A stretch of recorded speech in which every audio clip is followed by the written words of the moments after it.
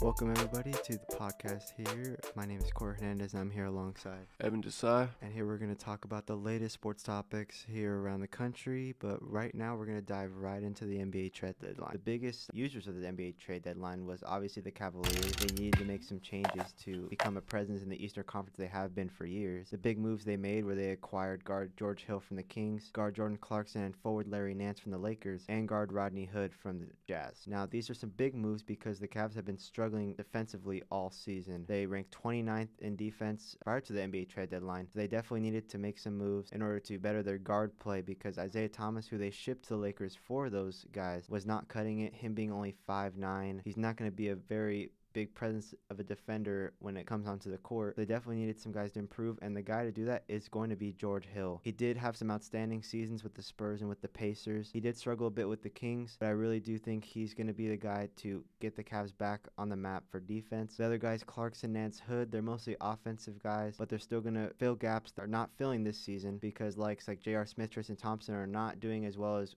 what they're normally doing in the season. So this is definitely what they need to do. Thanks a lot, Cory, for that insight on the Cavaliers. Now, talking a little bit more about the trade deadline, we had our winners and losers. And two winners that really stood out to me were the Phoenix Suns and the LA Lakers, two teams in the same division. And starting with the Phoenix Suns, they wanted the trade deadline because they ended up trading a second-round pick for point guard Elfrid Payton to the Magic. And Elfrid Payton is a quality player, and the thing about the Suns is that they really haven't been drafting that well. And looking at their drafts of the past few years, they've had plenty of picks, plenty of hype, but a lot of their projects haven't worked out. You think about, Marquise Chris, the Suns aren't really feeling him. Dragon Bender hasn't been all that great.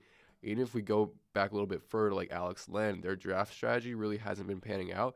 So they want to get a player that was young. That age isn't a problem. He's still a young player, but not necessarily through the draft. Someone that they know is proven, and that is Elfrid Payton. And Elfrid Payton's already been doing pretty well for the Suns right now after this deadline has been, although we're pretty early into that kind of phase, but Elfrid Payton has played well for the Suns.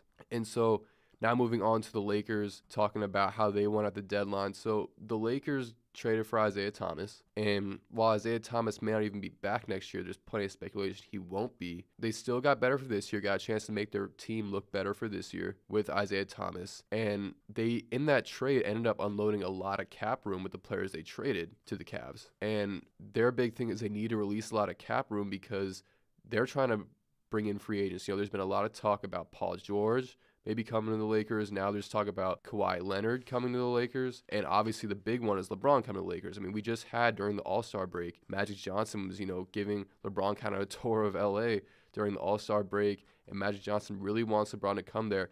And Johnson wants two big free agents this season. He thinks that they have the capabilities to get two big free agents. And trading all that cap room is definitely a good start to trying to acquire those free agents and get better for the future. So regardless of how you look at it, the Lakers definitely improved, and they have put themselves in a position to do better in the future, which is their main goal. They're playing for the future. So, Cory, I talked about the winners of the deadline, but do you want to give us your thoughts as to who lost at the deadline? All right, I'm definitely down to give you guys the losers. I think the biggest loser of this trade deadline was the Kings. The Kings have been utterly horrible the past decade. They've been in constant rebuilding mode, and the thought of them signing George Hill this past offseason would possibly give them some sort of hope that they might make the playoffs, which should be a goal for them because they have not even been close to making the playoffs the past couple of seasons. But the thought that George Hill did not pan out the way they wanted him to, and the fact George Hill had a very good, successful seasons in his previous teams, it's just disappointing to see how the Kings wasted all that money on George Hill just to trade him away for basically nothing. They received Iman Shumpert, a washed-up defender from the Cavs, and Joe Johnson, who's on his last legs coming from the Jazz. So it's just disappointing to see the Kings waste a ton of money on a guy like George Hill who had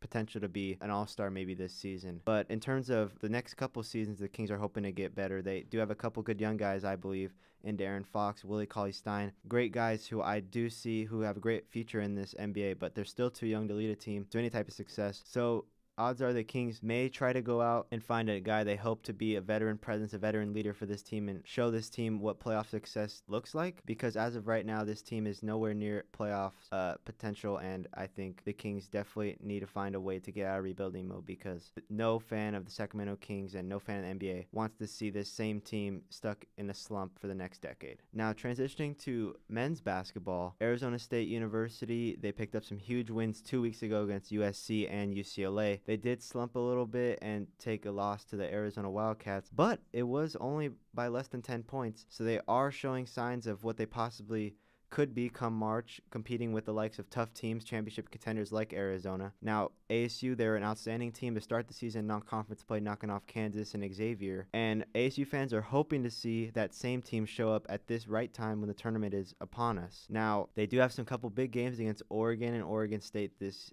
upcoming week. I think if they do at least win one of those games, they are a definite lock to get a high seed in the Pac-12 tournament, which obviously is in Las Vegas, so it's not going to be played at home. So ASU fans are going to have to travel to get some momentum on their side for the ASU Sun Devils, but I do think that the ASU Sun Devils are showing signs that they could compete when it comes down to March and competing against the championship contenders. All right, Evan, do you want to give us a recap on what's going on with ASU baseball, what's going on around the Major League Baseball? Most certainly. So looking at this baseball season for ASU, now a lot of people know that ASU has a good pedigree for baseball, but I'm not too high on ASU baseball this year because last season they went under 500, which is very rare for ASU. They don't do that very often.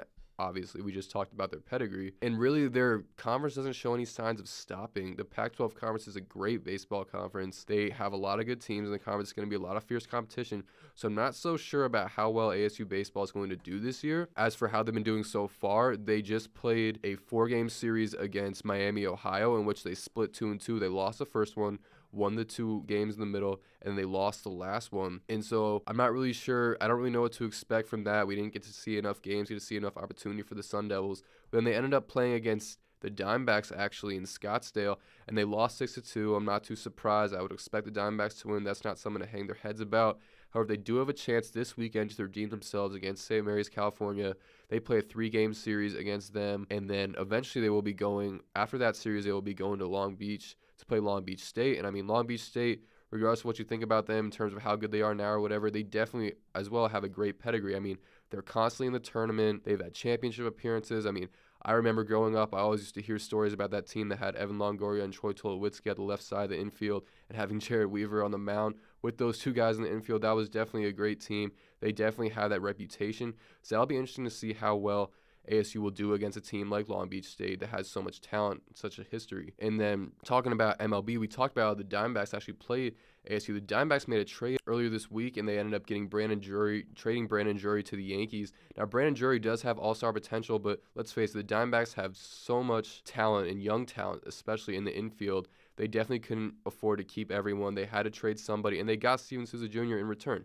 Steven Souza Jr. is a great player. He's been a consistent, solid outfielder for the Rays for a long time. I think he definitely helped. The Diamondbacks used to have all kinds of depth in the outfield. Now not so much, so acquiring a player like that's great. Jared Dyson, they also acquired Jared Dyson earlier this week, and he's a very fast player, not necessarily your everyday outfielder for the kind of team that we have, but he's definitely a fast player, definitely can find ways to contribute. There are other players in this division that got signed. Eric Hosmer will now be on the Padres. Obviously, you have Evan Longoria and Andrew McCutchen on the Giants. A lot of competition going to be happening in this NL West division. And then J.D. Martinez just got signed by the Red Sox. Obviously, we had the big news of Stan going to the Yankees. There are a lot of superstars switching places, going to be on different teams. It'll be a very fun MLB season, and spring training is definitely going to have a lot of hype. Well, that was an awesome recap on what's going around baseball, Evan. But switching back over to college basketball, we have a very surprising season on our hands. We have teams that were not expected to do this well this season, likes of Auburn, Clemson, Tennessee, Texas Tech. All these teams are very big surprises, specifically Texas Tech. They're going to give Kansas a run for their money on whether Kansas will be able to repeat for the 14th straight Big 12 championship. Texas Tech, they're led by Chris Beard, a guy who was formerly at Little Rock, who led Little Rock to an NCAA tournament win just a few years ago. And likes of Auburn is taking over the SEC to the point where Kentucky is not even relevant anymore. This is one of the worst seasons that Kentucky has had all out of this past decade with John Calipari. And obviously this Kentucky team is very young. They're led by mostly freshmen and sophomores. But most Kentucky teams are young. They're mostly filled with young guys who are just coming out of high school, one and dones. But it's different this year, and Auburn is showing that this season is not the year of the Blue Bloods in Kansas, Kentucky, Duke, North Carolina. This is the year of the small schools, and it's showing because look who's number 1 right now, Virginia,